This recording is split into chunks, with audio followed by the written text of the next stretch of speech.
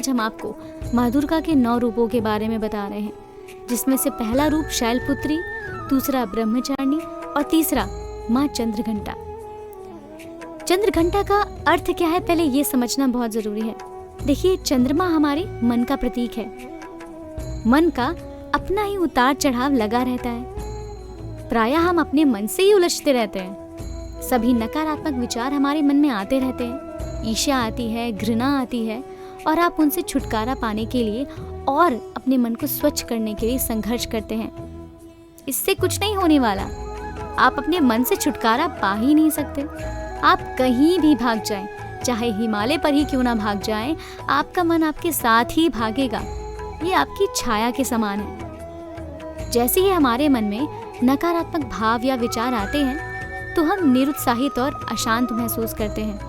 हम विभिन्न तरीकों से इनसे पीछा छुड़ाने की कोशिश करते हैं, पर यह मात्र कुछ समय के लिए ही काम करता है। कुछ समय बाद ही वही विचार फिर से हमें घेर लेते हैं और वापस ही हम वहीं पहुंच जाते हैं जहां से हमने शुरुआत की थी। इसीलिए इन विचारों से पीछा छुड़ाने के संघर्ष में ना फंसिए। चंद्र हमारी बदलती हुई भावनाओं विचारों का प्रतीक है, ठीक वैसे ही जैसे चंद्रमा घटता व बढ़ता रहता है। घंटा का अर्थ है जैसे मंदिर के घंटे या घड़ियाल।